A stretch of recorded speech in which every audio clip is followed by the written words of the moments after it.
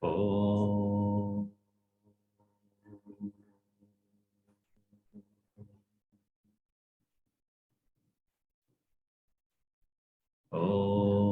Sahana Bhavatu Sahanau Bhunaktu Saha Viryankaravavahai Tejasvinavadhitamastu ma vidvishavahai. Om Shanti Shanti.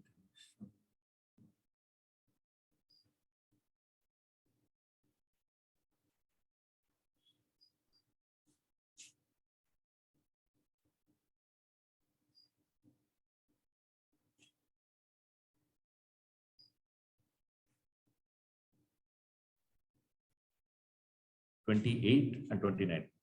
Read separately. 28.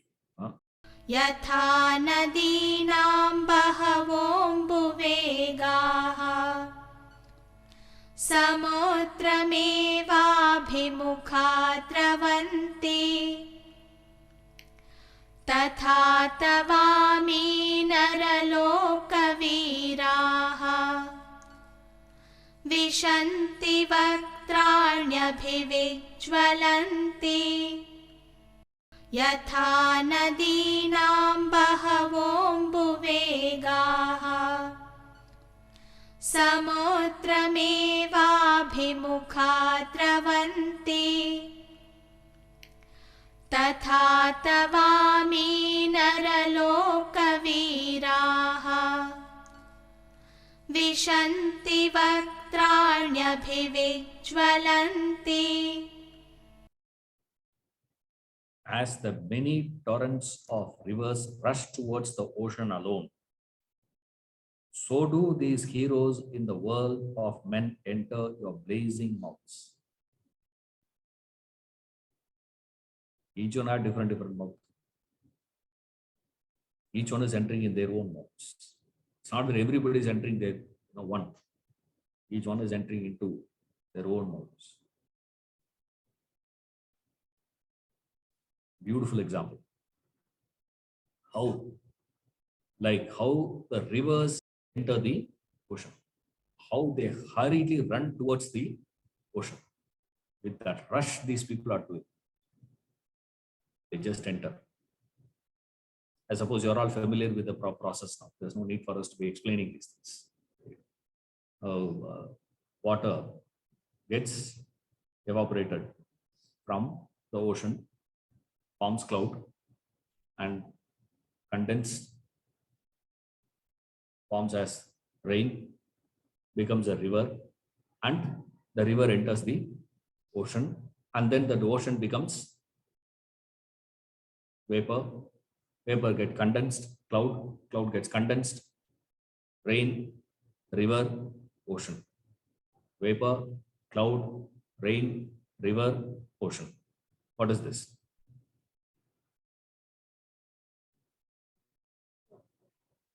Birth and death. What is that? Reincarnation. Coming again and again and again. Suggested. Just a suggestive idea. It's not directly is explaining reincarnation theory here, but that example gives us that suggestion here. That repetition goes again and again and again. Says that it's a natural process. The natural process is what? Is what is happening. And in this, what is very interesting is when you are rushing back to the ocean, and the river is running towards the ocean, the river is running morose or in jubilee. It should be running back to the ocean with the joy that it is. I'm going home, correct? Assuming the home is a nice place. One of my friends told me, hey, with my son, it's a real problem. I don't know what to do with him. I said, no problem. He was very small fellow. I just put him in, play school. I'm been facing, one issue with you. Can you help me? I said, no issue. Crying, no. Amanda. That is very easy. All that you have to do is, you go there, spend some, 5-10 minutes with him, and then hide the same place. Tell your wife, or you, if you cannot tell your wife, hey, that's not my problem. My problem is different. I said, what? After the play school, they go to receive that fellow. No. The moment he sees his mother's face, he is running back into the school.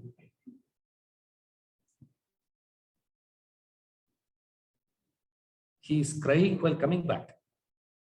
He's not crying while going. All other kids, in the bus, cry to go. This fellow is crying to come back.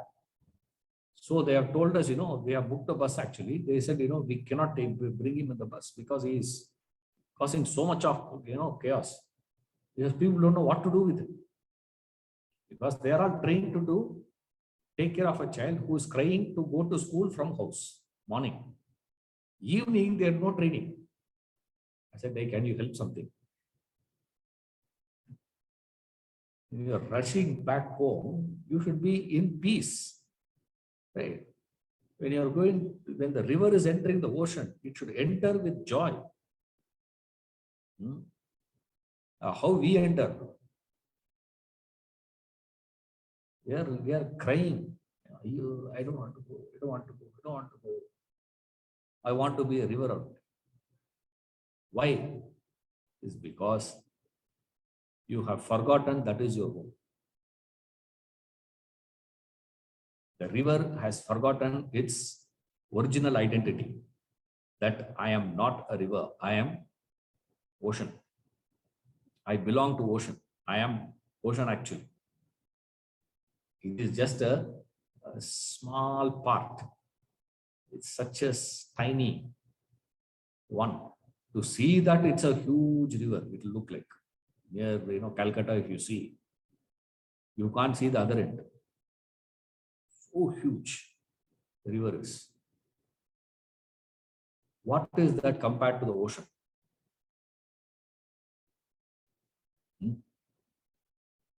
Nothing. That infinite expanse is what I'm entering into. Do we understand that?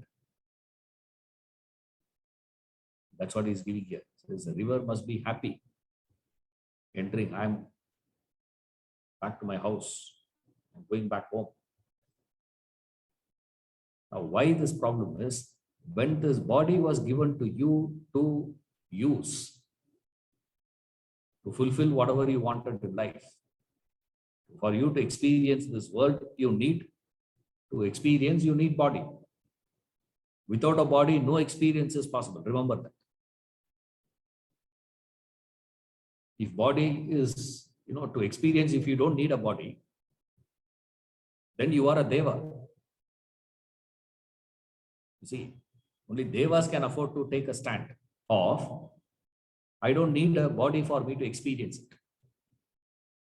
That's a difference between a human being and the devas. What is the difference? Devas get the joy of that experience just by perception. I'll just explain what I mean. Right. By seeing, they get that complete experience. Right. For us, seeing is not experience. I'll give example, then it will become clear. Wait. Okay. I see a BMW car on road. What happens? Do I get a satisfaction or do I get a desire triggered by that? Do I get a joy or do I get agitated? When will I get the joy of BMW?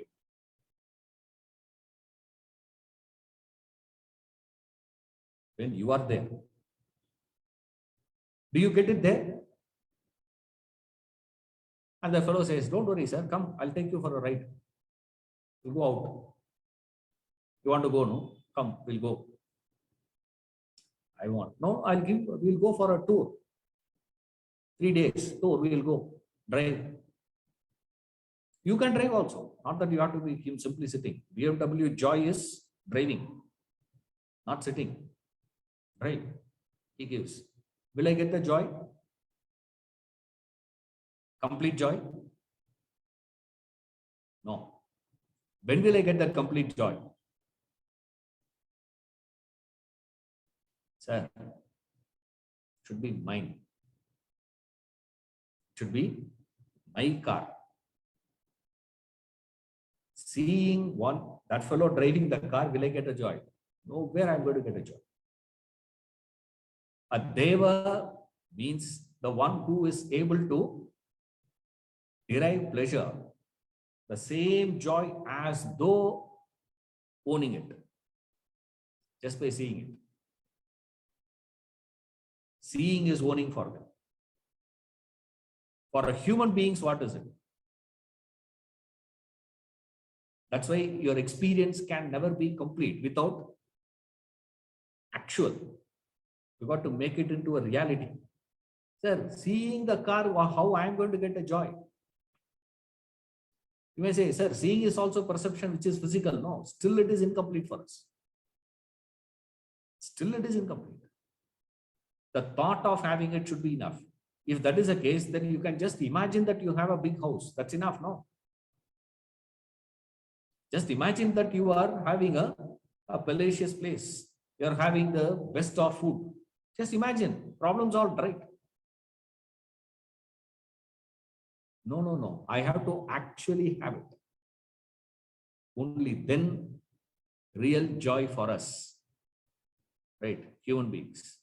So therefore, you do require a body for you to enjoy the world. So the body was given to you. But then we want what?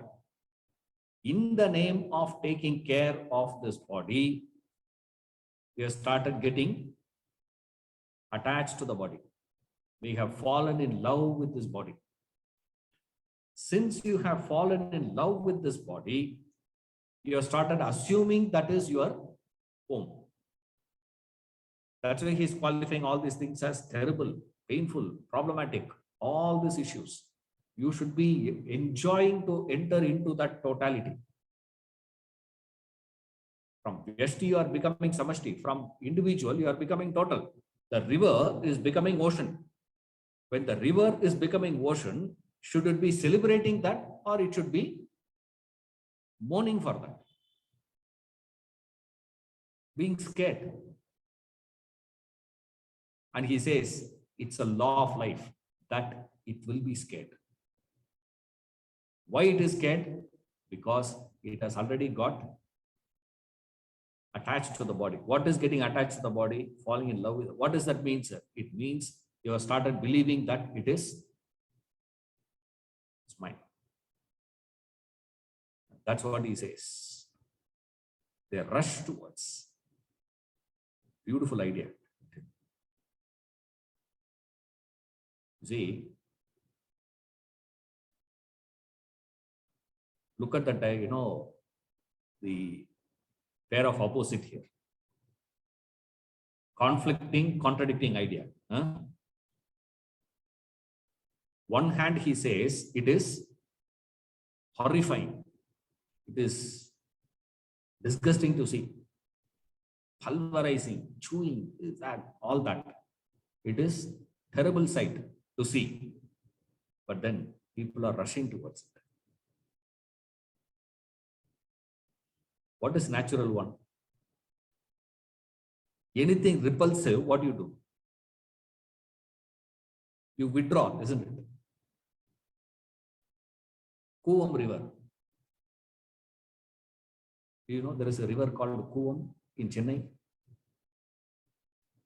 Next time when you go there, you will see. In a train you go. And then take a local train. Right? Because you will go by Shatabdi. And now we have a Vande Bharat. I'm planning to go. Next trip, planning to take this Vande Bharat to see how that is. Get down and take the local train. And the local train will be passing through this Coombe River, Saidapet to Gindi. Suddenly you will see after Saidapet station, everyone will be taking out their hanky. Suddenly in Chennai, everybody becomes, conscious. Why in a river? Ganga, people go towards it. It is attractive. Why? It's pure. That pure water is attractive, isn't it? Now people come towards you when you are pure. If you are like Coombe River, what will happen? People will disperse. Attractive. He says that form is repulsive, but people are getting terribly attracted towards it.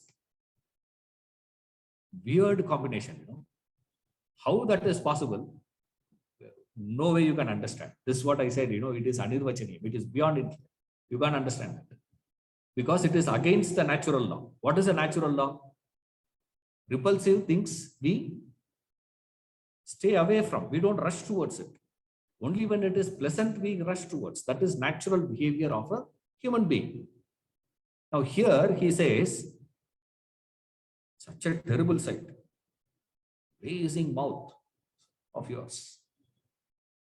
Blazing mouth.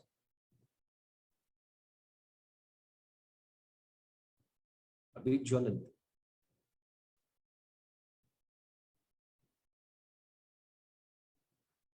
It is so conflicting, so contradicting, which means what? It is appearing to be horrible, repulsive, but essentially what is it? So pleasant. So when I am pleasant to people, when I am giving happiness to people, people will come towards me. This is natural one. When I am giving pain to people, they will go away from me. People rush to the surgeon who gives pain. How? Because through that pain that he is giving us, he is relieving us from a greater pain. By injecting this little pain, he is actually helping us to get rid of a deep-rooted pain. Similarly, the sight is appearing like that, remember. That's all it is. But essentially, what is it? That's why people are rushing towards it. Why they are rushing? How can you rush towards something like this? Essentially, God is what? He is pleasant, but appearing as terrible one. So what is attracting people is the pleasantness of God. Is attracting. 29.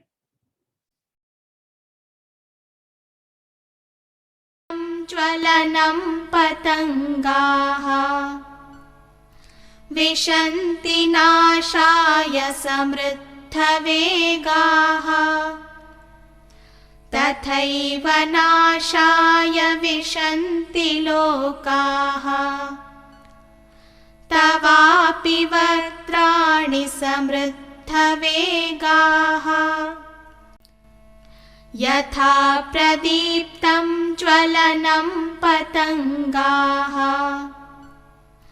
विशन्ति नाशाय समृद्धवेगाः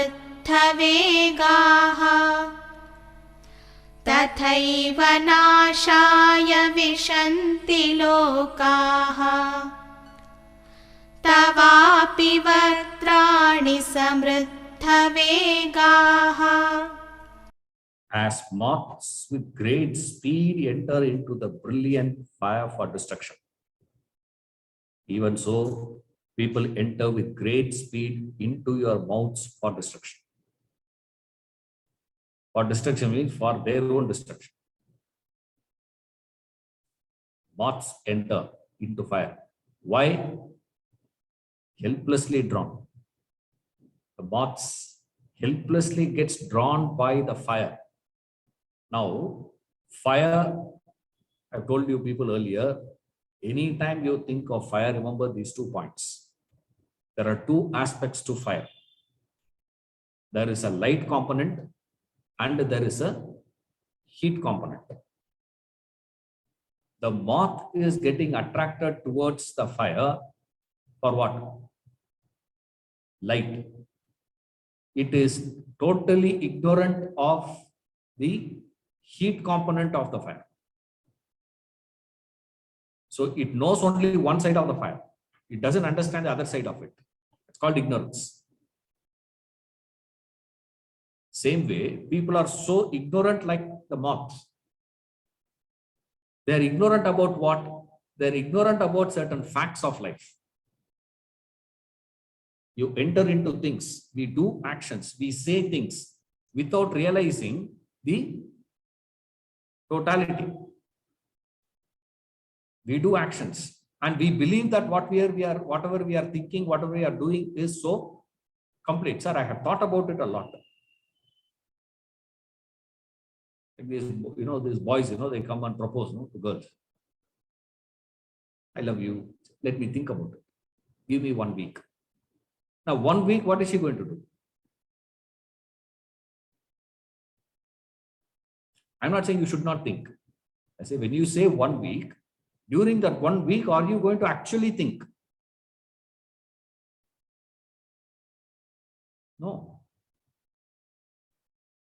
Like how we study exams is how she will also do. Saturday evening, he will send a reminder. Tomorrow, can we meet?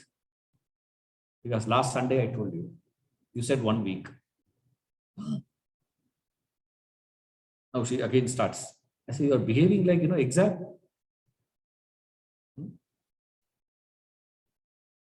Enter into great speed for their own destruction. Very good point here, remember. What Arjuna is giving here is a great, deep-rooted psychological fact of life. Make a note. All of us think there is someone outside who is working so hard for my destruction. Shani Bhagavan is working. He is so concentrating on, how to destroy this fellow. He is working 24/7, thinking only about how to finish this guy. Rahu Ketu is waiting. Finish this guy. Arjuna says, no. Who is wholeheartedly with complete dedication working for your destruction? Who? You. When you are working for your destruction with such dedication and such commitment, one fellow comes and says, don't do that. What you will do?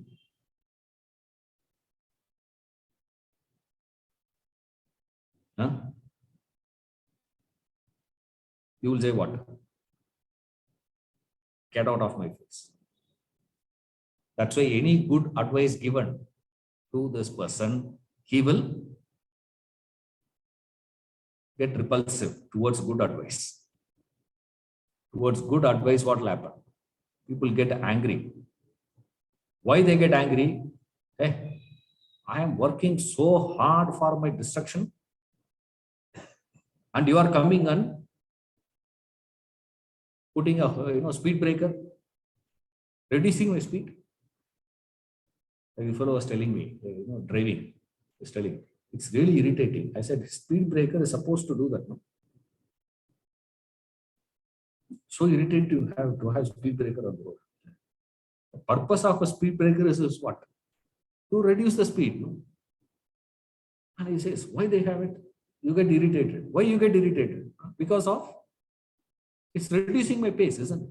The pace in which I'm working for my. So anyone who comes and supports you to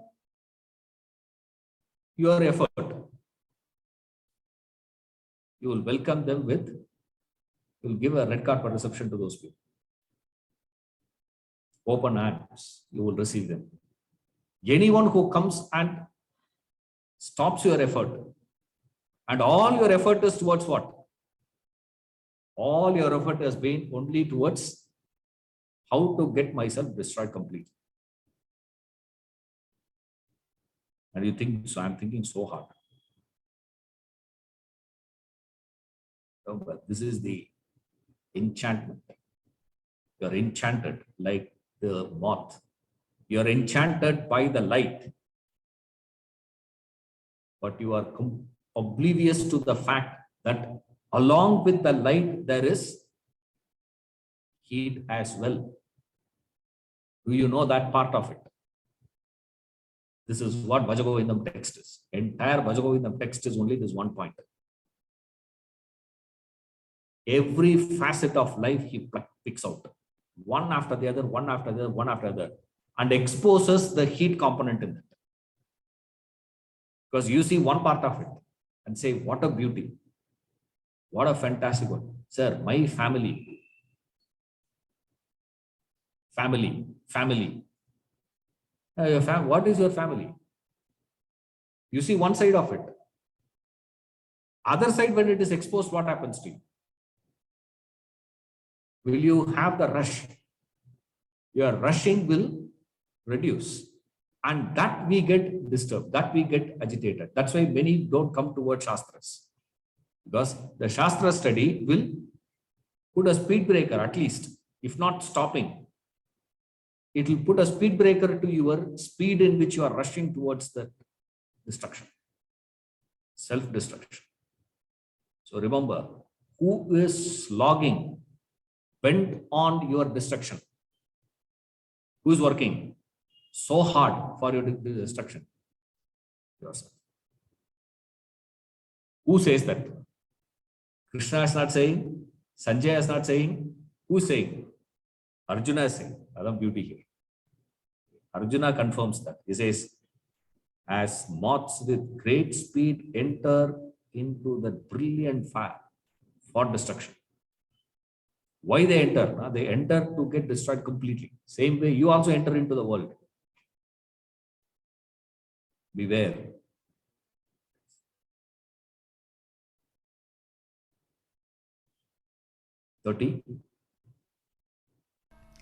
लेले यसेग्रसमानः समन्तात् लोकान् समग्रान् वदनैर्ज्वलद्भिः तेजोभिरापूर्य जगत्समग्रम् भासस्तवोग्राः प्रतपन्ति विष्णो लेले यसेग्रसमानः समन्तात् लोकान् समग्रान् वदनैर्ज्वलद्भिः तेजोभिरापूर्य जगत्समग्रम् भासस्तवोग्राः प्रतपन्ति विष्णो. Swallowing all the people on every side with flaming mouths you are licking. That's what it means. Yes, he's tasting it. So nice it seems. He's enjoying eating all these people. Cannibal. Eating all of them and enjoying. Your face, rays filling the whole world with radiance are burning, O Vishnu. It's burning. Burning to whom? Burning to Arjuna. Remember, it's burning, not there. It is burning here. It's burning. I'm not able to take it. Says you are satisfied. Now he is licking in the sense, that is that, lehya. Is licking. Licking is the method of, cherishing that eating. After you consume, licking. That's the meaning of it. Not this, not that one. Yes. After you eat something, you say, nice. A visual you need. I don't know how to show that to people in, what is that? Clubhouse. Clubhouse people cannot. You have to demonstrate it. Only then you will understand what is the meaning by that. Licking. We think, licking means, how you have. I've seen people having honey, Honey they put, in the mouth with a spoon. That's not the way to have it. Like payasam. Payasam, how you drink? You don't put it in that, in a soup bowl. I have a spoon and then keep. That's not the way to have payasam. It's a way to have payasam. How you lick it. Only when you have that, each dish is supposed to be eaten in a particular manner. Only then the joy is. Certain dishes you have to chew. In the chewing only there is a joy. If you're not going to chew, imagine peanuts, roasted peanuts. What are you doing? Roasted peanuts, swallowing. Put in the mouth and swallow. I'm not talking about, what will happen to your stomach and all that. That's a different part of it. But I'm saying, is this the way to eat? It's, murukku. How do you have murukku? The savories, You're supposed to chew that. You have to bite it and chew it. Only then that joy is. If you keep licking murukku, what will happen?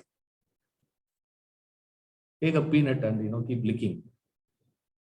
Honey, that's not what he is referring here. There are different ways of eating food.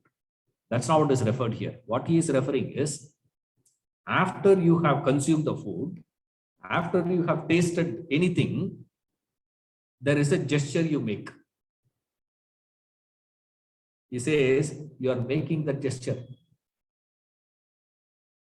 Who? He is eating Drona, Bhishma, old fellows. Karna also older than him. All oldies he is consuming. And he is enjoying that. I don't know what sort of God that is. And then he calls him Vishnu. Best part. Now our concept of Vishnu is who? Very pleasant man, sleeping, aram se relaxed. And he is a god he is a Sattva Guna Pradhana god, Vishnu. But the description is of Rudra, but the name given is what? Vishnu. You should be calling Rudra here. Not that he doesn't know Rudra, because he uses them. Those words he is using earlier. So Arjuna is very familiar with those ideas. He knows that. It's not that he doesn't know, but he is describing the act of a Rudra, naming that as Vishnu. Rudra means Shiva, right? His description is Shiva, because the Lord of destruction is Shiva. Now he's talking about that and you are enjoying that, swallowing all these people, every side. All this mouth is licking. Nice. Nice food, huh?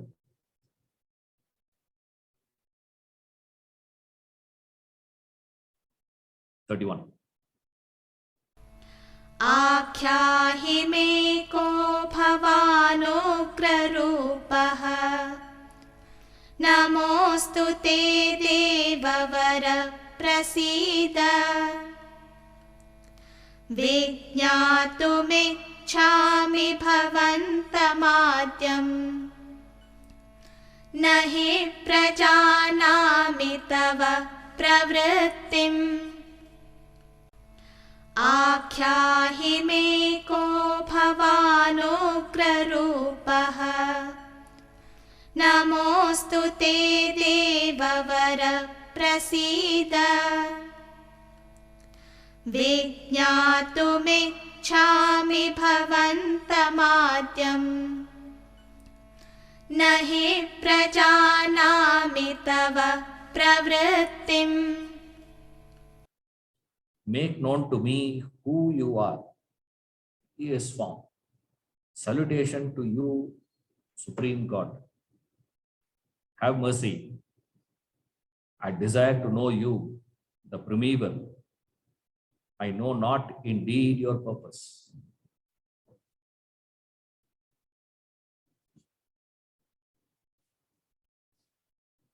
He's been describing him for the last 15 verses. After giving complete description, he's asking, who are you? That confusion we could see in the last verse only. No? The last word he used in the verse, Vishnu. Oh, Vishnu. Yes, because he thought that is Vishnu first. So he asked, because all the description when he spoke in the 10th chapter, all that is describing and all that visualization Arjuna had was Vishnu's. Now suddenly, when he asked him to show the Vishwarupa, he showed the Vishwarupa, he was expecting Vishnu there. But he's seeing Shiva. And without understanding all that, he started describing. Suddenly he said, I asked about Vishnu only, no? Now somebody else is standing here. Now, who are you now? Like that he is asking. I'm totally confused. Yes, I do not know. And in that total confusion, in that recognition that he is confused, that devotion is born in him. That's where he says, Te Namaha. To you I surrender. To you my salutation. I do not know who you are. And not only I don't understand who you are, I don't understand what is your purpose also, your activities also, your actions also, your behavior I'm not able to understand. Your pravritti also I don't understand. What are you doing? Please explain to me who you are. Tell me who you are and tell me what is your purpose, what is your activity, what are you doing. So who you are and what you do, you please tell me. He asks, and Krishna is going to give a reply to those two requests of Arjuna. He is not questioning Krishna now. He is wondering here. Remember, he is still in that state. So he says, please explain to me. I surrender to you with my salutations. And then Krishna is going to give an explanation of these 2 points. Who he is and what is his activity. What is he doing? What is his action? What is his purpose? For what this form is? So who is that and what is that form? So what is the form and what that form is doing? That's the meaning here. So when he is asking who you are, he is asking what that form is. You tell me the form. I'm seeing a form now. What is this form now? And what is the purpose of this form? What is the form doing? He could see that, but he's not able to understand the logic. What is happening? Because our idea of God is what? Protector, who is taking care. Now he's not only destroying, he is enjoying destroying also. Worst. Even devils, are not depicted like that. Devils also, they don't depict it like, he is enjoying it. Wow, very nice. Give little more. He's asking like that. So obviously, he has to understand what is going on. What I asked, what I thought, what I'm seeing, and this is not concurring with my understanding, and it is not concurring with what you also stated. What are you, man? You are not.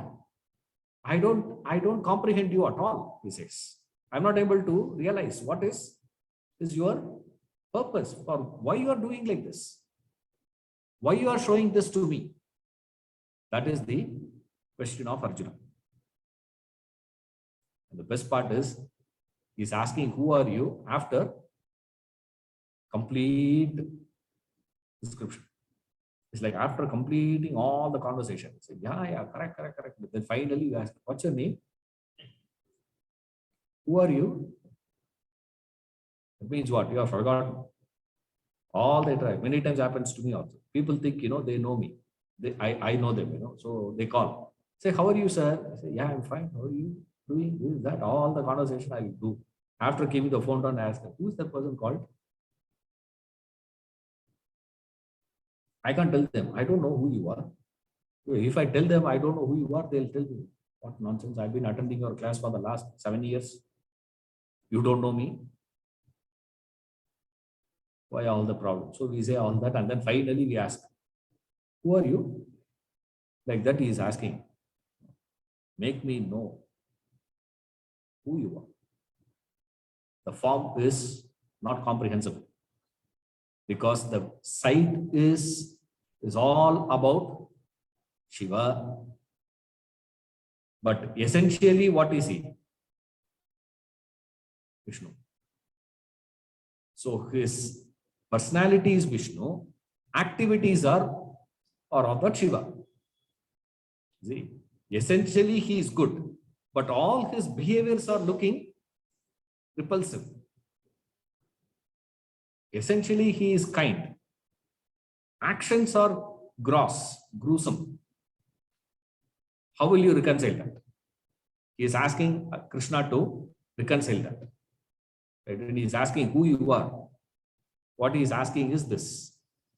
Because to this question only, Krishna is going to give an answer.